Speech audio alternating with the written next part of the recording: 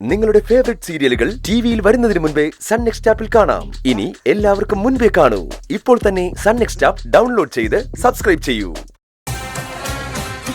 എന്റെ പ്രാർത്ഥനകൾക്ക് ഇതിനപ്പുറം ഒരു ഫലം കിട്ടാനില്ല ദേവി. അമ്മേ, മൂകാംബികേ, എന്റെ അമ്മേ, അമ്മേ, അമ്മേ, തൊഴാൻ പോവാൻ മോനെ.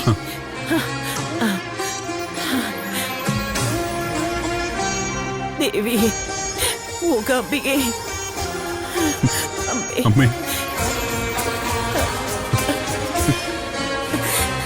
കാത്തുരക്ഷിക്കണേ എന്ന്. അമ്മേ, മൂകാംബികേ, അമ്മേ, ദേവി,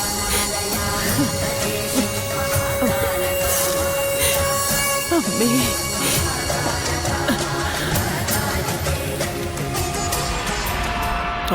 ശരി. ആ ദേവുട്ടി, എന്താ വേണ്ടേ?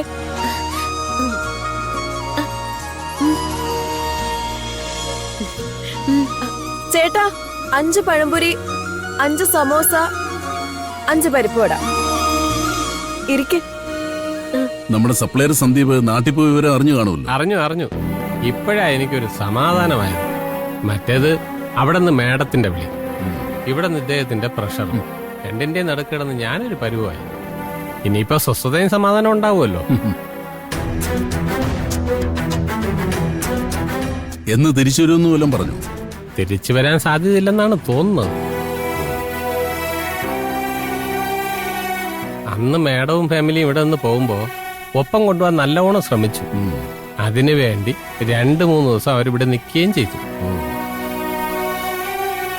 പിന്നെ അവര് തിരുവനന്തപുരത്ത് പോയിട്ടും തിരികെ കൊണ്ടുപോകാൻ ശ്രമിച്ചുകൊണ്ടിരുന്നു. അങ്ങനെയാണ് ഇപ്പോൾ പോയിരിക്കുന്നത്.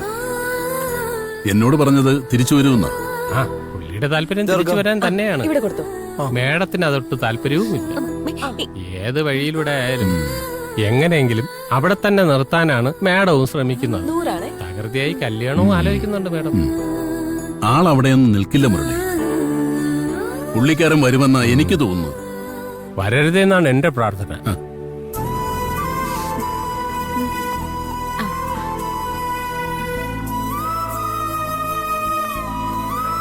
ചേട്ടന്റെ പ്രാർത്ഥന ദേവി കേൾക്കാൻ ഇടയില്ല ചേട്ടാ.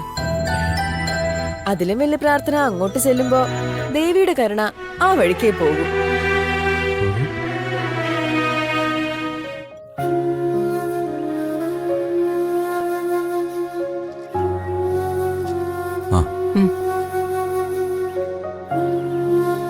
എനിക്ക് നിന്നോട് ചില കാര്യങ്ങൾ സംസാരിക്കാനുണ്ട്. അമ്മ പറഞ്ഞു. നിന്നെ ഞാൻ ഇങ്ങോട്ട് വിളിച്ചു വരുത്തിയത് പ്രധാനമായും നിന്റെ കല്യാണ കാര്യം സംസാരിക്കാൻ വേണ്ടിയാ. സത്യം? അമ്മേന്റെ കല്യാണത്തിന് സമ്മതിക്കാൻ പോകണോ? സമ്മതം തരാൻ മാത്രമല്ല, അത് നടത്തി തരാനും പോവാ. പക്ഷേ പെണ്ണ് ഏതാണെന്ന് നിശ്ചയിക്കുന്നത് നീയല്ല, ഞാനായിരിക്കും. എന്നുവെച്ചാ നീ മനസ്സിൽ ഉറപ്പിച്ചുകൊണ്ട് നടക്കുന്ന ആ പൂക്കാരി പെണ്ണുണ്ടല്ലോ, അവളായിരിക്കില്ല നിന്റെ പെണ്ണ്.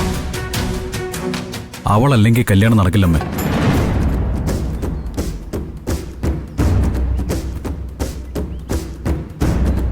മോനെ, നീ ഒരു കാര്യം മനസ്സിലാക്കണം.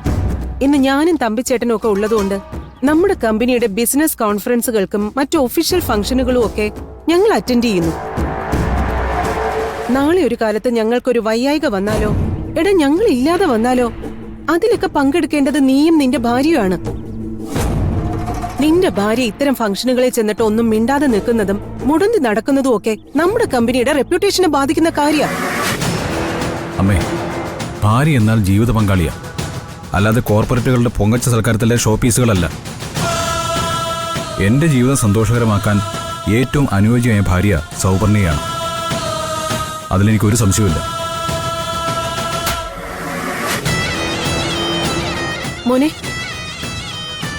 എടാ അത് നിന്റെ വെറും തോന്നല. നീ പോകുന്ന സ്ഥലത്തെല്ലാം നിനക്ക് അവളെ കൊണ്ടുപോകാൻ സാധിക്കില്ല. 2 പേരും മാത്രമായിരിക്കുമ്പോ ഒന്ന് മിണ്ടിയും പറഞ്ഞിരിക്കണമെന്ന് വിചാരിച്ച അതിനൊരു വഴിയും ഉണ്ടാവില്ല. നീ അവളുടെ പേരിൽ ഇന്ന് കാണിക്കുന്ന ഈ ആവേശം ഉണ്ടല്ലോ, അത് ഒരുപാട് നാളൊന്നും ഇങ്ങനെ നിലനിൽക്കില്ല മോനെ. ഈ ആവേശം കെട്ടടങ്ങി കഴിയുമ്പോ കുടുംബജീവിതം ഒരു ബാധ്യതയായി തോന്നും. ഇല്ലമ്മേ, ഒരിക്കലുമില്ല. ഭാര്യാഭർത്താക്കന്മാരിൽ ഒരാൾക്ക് കുറവുണ്ടെങ്കിൽ കുറവുകളില്ലാത്തയാള് കുറവുകളുള്ളയാളെ കെയർ ചെയ്യുന്നതും സ്നേഹിക്കുന്നതും ഞാൻ എൻ്റെ കണ്ണുകൊണ്ട് കണ്ടിട്ടുണ്ട്. അവരനുഭവിക്കുന്ന സന്തോഷവും ഞാൻ മനസ്സിലാക്കിയിട്ടുണ്ട്. മിണ്ടാൻ കഴിയാത്തവർക്കും നടക്കാൻ കഴിയാത്തവർക്കും ജീവിതമുണ്ടമ്മേ. മറ്റാരെയും പോലെ ജീവിക്കാൻ അവർക്കും അവകാശമുണ്ട്. സ്നേഹിക്കാനും സ്നേഹിക്കുന്നവനെ സ്വന്തമാക്കാനും അവകാശമുണ്ട്. അവരൊരിക്കലും അകറ്റി നിർത്തപ്പെടേണ്ടവരല്ലമ്മേ. എന്റെ തീരുമാനമല്ല, അമ്മയുടെ മനസ്സാണ് മാറേണ്ടത്. അത് മാറുന്നവരെ കാത്തിരിക്കാൻ ഞാൻ ഒരുക്കുക. സൗവർണികയല്ലാതെ ഇനിയൊരു പെൺകുട്ടി എന്റെ ജീവിതത്തിലുണ്ടാവില്ല.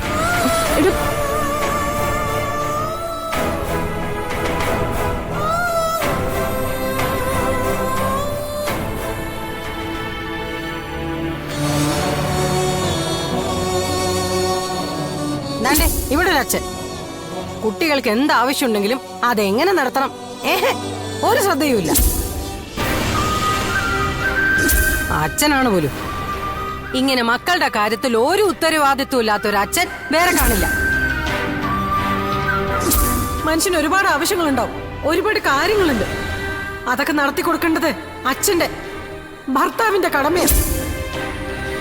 അതിനൊന്നും കഴിയാത്തവര് ഇതിനൊന്നും പോവരുതായിരുന്നു. മടുത്തു, ജീവിതം തന്നെ മടുത്തു.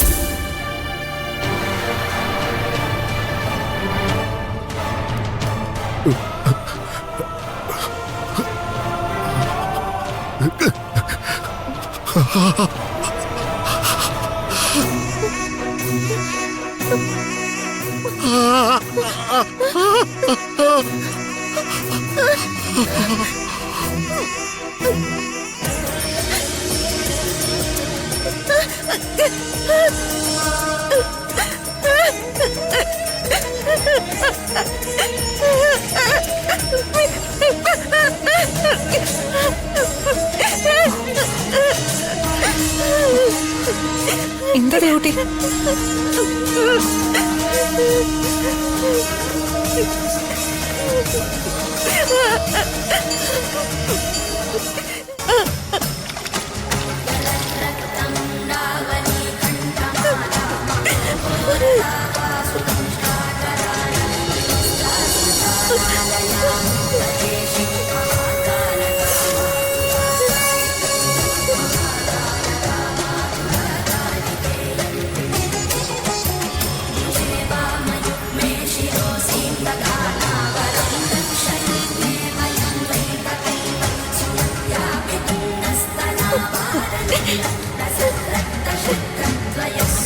Nice.